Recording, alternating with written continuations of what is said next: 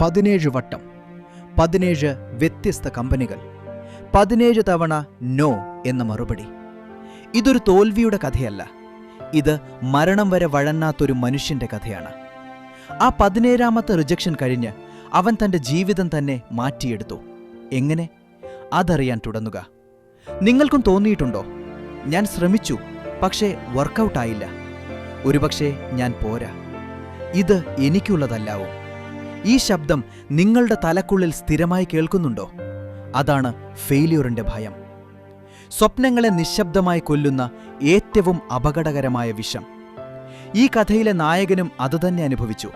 പക്ഷെ അവൻ ഒരു കാര്യം മനസ്സിലാക്കി: റിജക്ഷൻ അവസാനമല്ല, അതൊരു വഴിമാറ്റമാണ്.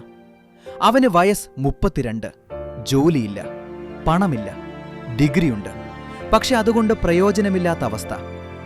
ആദ്യത്തെ 5 റിജക്ഷനുകൾ: sorry, you are overqualified. Sorry, you don't have enough experience. Sorry, we found someone else. 10ാമത്തെ റിജക്ഷൻ കഴിഞ്ഞപ്പോൾ അവന്റെ ഫോൺ പോലും വെട്ടിപ്പോയി. കടം കയറി. ഭാര്യയുടെ കണ്ണിലേക്ക് നേരെ നോക്കാൻ പോലും പറ്റാത്ത അവസ്ഥ. നിങ്ങൾ ചോദിച്ചേക്കാം, ഇത്രയും കഷ്ടപ്പെട്ടിട്ടും എന്തിന് വീണ്ടും ശ്രമിച്ചു? കാരണം അവന് മറ്റൊരു വഴിയുണ്ടായിരുന്നില്ല. പിന്നെ വന്നു 17ാമത്തെ റിജക്ഷൻ. രാത്രി 11:45 ഒരു കത്ത്. We regret to inform you. അവൻ ആ കത്ത് കീറിയില്ല, കത്തിച്ചില്ല.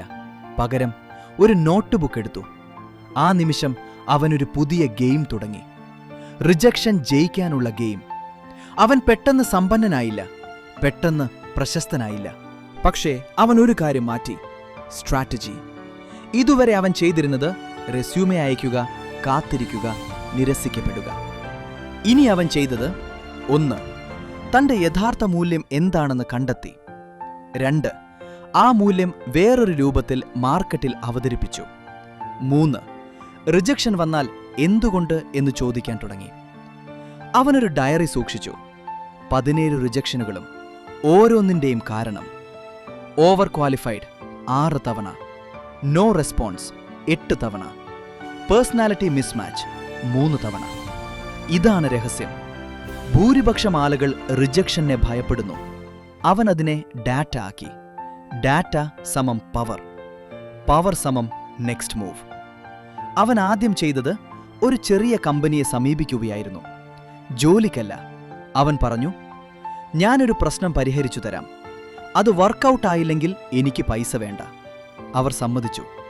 14 ദിവസത്തിനുള്ളിൽ അവൻ അവരുടെ ഒരു വലിയ പ്രശ്നം പരിഹരിച്ചു. ആദ്യ വിജയം. ചെറുത്, പക്ഷേ അതൊരു വിത്തായിരുന്നു. അടുത്ത 6 മാസത്തിനുള്ളിൽ അവൻ 4 കമ്പനികൾക്ക് കൺസൾട്ടിംഗ് ചെയ്തു. അവന്റെ മാസവരുമാനം 17 തവണ റിജക്റ്റ് ചെയ്യപ്പെട്ട ഒരാളുടേതിൽ നിന്ന് 17 മടങ്ങ് ഉയർന്നു. എന്നാൽ ഇത് പണത്തിന്റെ കഥയല്ല, ഇത് ഐഡന്റിറ്റിയുടെ കഥയാണ്. റിജക്റ്റഡ് എന്ന പേര് അവൻ കളഞ്ഞു. അവൻ സ്വയം വിളിച്ചു പ്രോബ്ലം സോൾവർ. സൈക്കോളജി പറയുന്നത് ഇതാണ്: നമ്മൾ ചെയ്യാത്ത കാര്യങ്ങളുടെ 90% റിജക്ഷന്റെ ഭയം കൊണ്ടാണ്. പക്ഷേ ഇതാണ് ട്വിസ്റ്റ്. റിജക്ഷൻ നിങ്ങളുടെ മൂല്യം അളക്കുന്നില്ല. റിജക്ഷൻ നിങ്ങളുടെ ഫിറ്റാണ് അളക്കുന്നത്. ഫിറ്റ് സമം timing plus need plus presentation. ആ 17 കമ്പനികളും അവനുള്ളതായിരുന്നില്ല. അത് മനസ്സിലാക്കാൻ 17 തവണ വേണ്ടി വന്നു. ഇപ്പോൾ ചിന്തിക്കുക, നിങ്ങൾ 5 തവണ പരാജയപ്പെട്ടു. അത് 5 പാഠങ്ങൾ. ആ 5 പാഠങ്ങൾ ഉപയോഗിച്ച് 6ാമത്തെ ശ്രമം.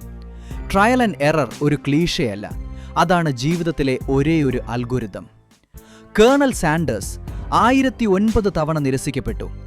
JK rolling 12 publishers Harry Potter നിരസിച്ചു. വോൾട്ട് ഡിസ്നി ഇമാജിനേഷൻ ഇല്ല എന്ന് പറഞ്ഞ് ജോലിയിൽ നിന്ന് പുറത്താക്കി. ഈ കഥയിലെ നായകൻ 17 റിജക്ഷൻസ്. ഇനി ചോദ്യം ഇതാണ്: നിങ്ങളിപ്പോൾ ഏത് നമ്പറിൽ നിൽക്കുന്നു? 5ാമത്തെ, 10ാമത്തെ, അല്ലെങ്കിൽ ആദ്യത്തെ റിജക്ഷൻ പോലും ഒഴിവാക്കുകയാണോ? ഫെയിലിയറിനെ പേടിച്ച് നിങ്ങൾ ജമ്പ് ചെയ്യാത്ത ഓരോ നിമിഷവും വിജയം മറ്റൊരാൾക്ക് പോകുകയാണ്. ആ മനുഷ്യൻ ആരാണെന്ന് നിങ്ങൾ ചിന്തിക്കുന്നുണ്ടോ? കോളൻ സാൻഡേഴ്സ് ആണോ? സ്റ്റീഫൻ കിങ് ആണോ? ജെയിംസ് ഡൈസൺ ആണോ? ഇല്ല. ആ മനുഷ്യൻ നിങ്ങളുടെ അയൽവാസിയായിരിക്കാം, അല്ലെങ്കിൽ നിങ്ങൾ തന്നെയാകാം.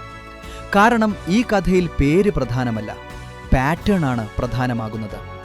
Rejection redirect action rise. ഇന്ന് തന്നെ തുടങ്ങുക. ആദ്യത്തെ നോനെ വെൽക്കം ചെയ്യുക. രണ്ടാമത്തെ നോനെ അനലൈസ് ചെയ്യുക. 17ാമത്തെ നോനെ സെലിബ്രേറ്റ് ചെയ്യുക. കാരണം അവസാനത്തെ നോ കഴിഞ്ഞ് അടുത്തത് യെസ് ആയിരിക്കും. നിങ്ങൾ സ്റ്റോപ്പ് ചെയ്യാതിരുന്നാൽ മാത്രം ഒരാൾ, ഒരു സ്വപ്നം, 100 റിജക്ഷനുകൾ, അതാണ് തടയാനാകാത്ത ശക്തി. നിങ്ങളുടെ റിജക്ഷനെ വിജയകഥയാക്കി മാറ്റാൻ ഇനിയും കഥകൾ വരും. See you in the next video.